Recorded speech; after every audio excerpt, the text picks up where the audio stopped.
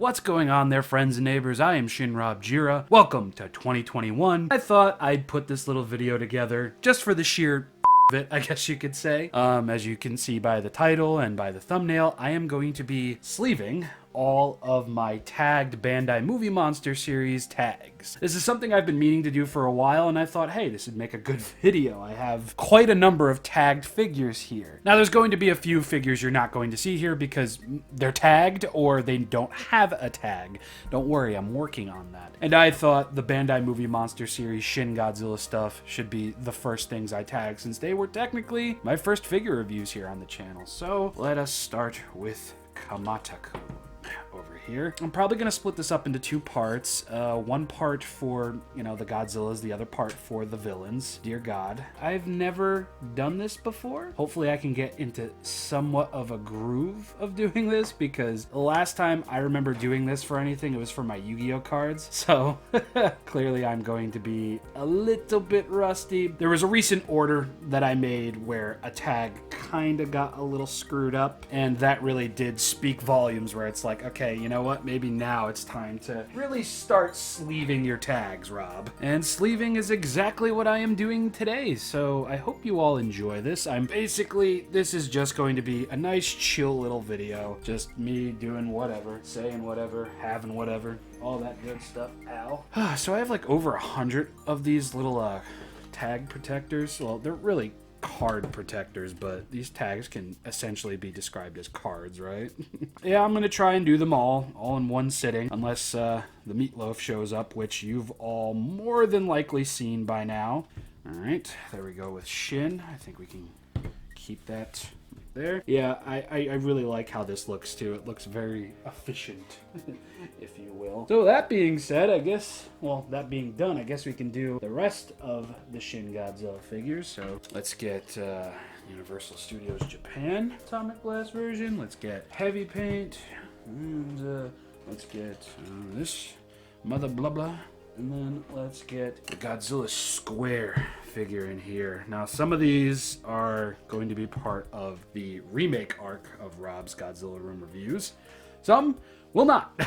I will try and link all of the reviews here down in the description below if you haven't seen them, because, I'm sure this will bring some new people to the channel. And I'm sure this will interest somebody out there. Maybe, hopefully. I mean, it is a Godzilla video. And as history would have it, it seems anything Godzilla on this channel just performs very, very well. So, okay, not going to push that one any further. As you can see, the tag over here is a little bit on the short side, so that's just going to sit like that.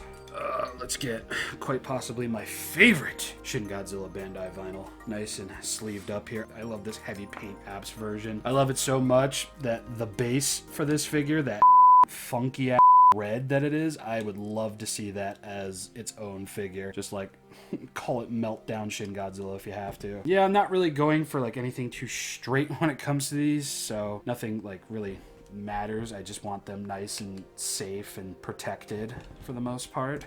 So yeah, that'll just do that. I forgot to mention, for everything you don't see here, I promise you will see it once I finally get around to doing the updated version of my Godzilla collection video, which I was supposed to do sometime last year because it was a request, but after a while I just got, I don't know, I had done it so recently at that point when it was a suggestion, and I know a lot of people wanted to see the new digs and everything because I had moved, so I get it, but now I feel like there's a reason to, because so much new has been added into the collection, so much random stuff has been added into the collection, and now the Godzilla room essentially is just my room, and there's a few more things just hidden in there somewhere. I really don't like that that's over there, but I don't want to bend it up because I feel like if I do that, it's just going to end up hurting the tag more than protecting it. So that, I think, is it for the adult Shin Godzilla. Yeah, adult Shin Godzilla. Form 4 Shin Godzilla, I should say. And next, we have the anime boys, Phileas and Earth. So this is one of the reasons why I probably won't order from Hobby Search ever again, because they muffed up this tag a little bit. So Hobby Search and Amazon left me very unimpressed Actually, was this Hobby Search? Yes, this was Hobby Search. I ordered the two, this guy and the Servum figure from Hobby Search because Hobby Link Japan was sold out. Tom, in his best efforts, thank you, my good sir, was able to hook me up with those. Yeah, well, hook me up with a link for those. But this one I got from HLJ, and it seems when it comes from HLJ, the quality of the tag is much, much better. After this whole debacle with the Burning Godzilla figure from Amazon, I will probably never order another Bandai Movie Monster Series figure from Amazon. The other two that I ordered were perfectly fine. So there's your little hint as to what those figures are. Okay, next, a classic boy, 2014, Goji. I believe it's Goji. This tag is just, this was my first Bandai Movie Monster Series figure, and this one came from Amazon because this is before I knew about the joys of Hobby Link Japan. Just going to, really quick, there we go.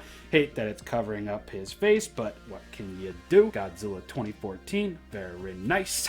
If I have any of these left over, this is probably going to become like a staple for new Bandai releases. Do something along the lines of, hey, let's look at the tag first, and then we'll very, very slowly sleeve it up or card it, whatever the term is. I'm a mask up and take it, mask up and take it. Actually, no, that's bad. Any House of Mask fans out there that just so happen to be subscribed to me as well, what up, AJ Good? You're a good dude.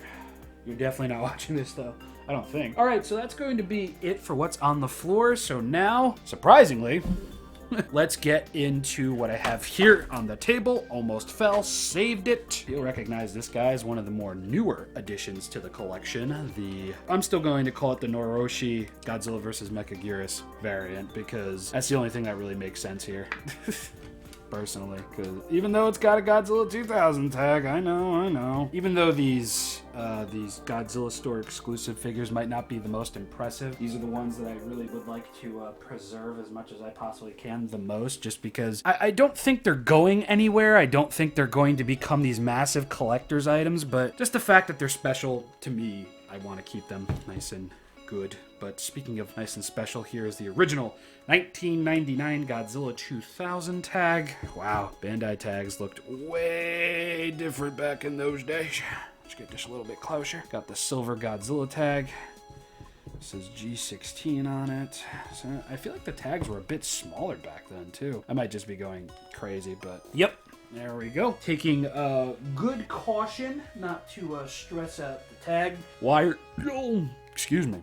What was that? Here we have the Godzilla versus Mechagurus Theater exclusive. And this is just a very simple this is just a very simple one-sided tag. And again, even though this is not considered a rare piece, I still would like to keep it nice as possible. Here is a figure from the childhood. We have Godzilla Junior. You might be saying he's not tagged, but he kind of is because I still have the tag. Wish I could say the same for my Final Wars figure. This, I unfortunately took the tag off when I was younger. I was not interested in really doing much of the saving at that point in time. I wasn't the person I am today. I wasn't a collector, you could say. Oh man, I just mangled the out of my thumb. But yeah, just keep this nice and protected as much as I possibly can. But yeah, wasn't the collector I am today. Really wasn't thinking about the future of it all. Now how? I mean, I imagine... Wow, this thing is faded, super duper faded. Wowzers. I guess I will just somehow, I might just have to leave that one out. I don't think I need to keep that on there because I've seen a lot from this series like without that extra tag there, but screw it. I'm not going to double up on it. I mean, I might. No, I don't think that's necessary. Plus that would be such a messy situation, but yeah, there you go. Original. No, not original. This is the 2000 and what? The 2003 reissue or re-release or something or other of the Burning Godzilla figure. I know this isn't the original. I know that there was another mold or a different paint job with the original. Speaking of which, here we go. I believe this is the 1993 Godzilla that was re-released in 2005. I did not pay $30 for this. Homegirl at the hobby shop I go to every now and then, well, used to go to every now and then before the Rona happened, always used to hook me up with their latest Godzilla cash-ins and everything, and then she would always sell them to me for half price. But yes, they would sell certain figures like that for a particular price just because of, I believe, import tax, I believe they said. I'm not sure. Great people, though. Love them. Miss them so much. They probably don't even remember me. But now, let's start with the 54s, the Showa era, and we'll start with this letdown of a figure. I mean, people like it, and they can like it all they want. That's perfectly fine. I think this is just a piss poor release, if you ask me. Way to celebrate Godzilla's f***ing anniversary with the most, like, I mean, yeah, I guess people have a point that it's more screen accurate and everything, but sometimes screen accurate isn't always the right way. And we have the Subraya Translucent, Godzilla 1954. These were sold off, I believe, at a celebratory thing going on in Japan for Eiji Subaraya's 100th birthday. There is a darker version of this, which I would like to pick up eventually, but as of right now, I've got more than enough to worry about with all the new stuff coming out in 2021 this year. Actually, I'm going to let you all in on a secret. At the time that I am recording this, it is not 2021. It is still 2020. And then we have the green tag release, clearly, of 1954. I was going to call this the original version, but I do believe this is not the original figure. I mean, it might be the original mold. I don't know if it's the original, like, paint job, but there you go. And up next, since this is technically in order, we've got the Glacier Tomb Godzilla 1955 from Godzilla Raids Again. I call it the Glacier Tomb. That is not the official name of it, but this is from the Bandai Toys Dream Project.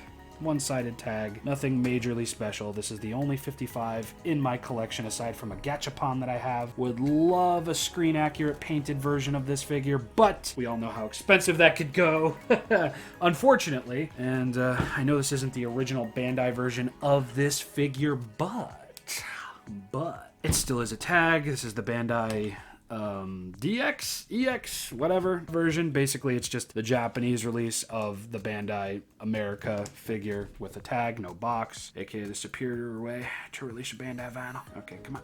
There we go. So, oh no, that is crooked. Bandai EX, not DX. There we go. Okay, come on.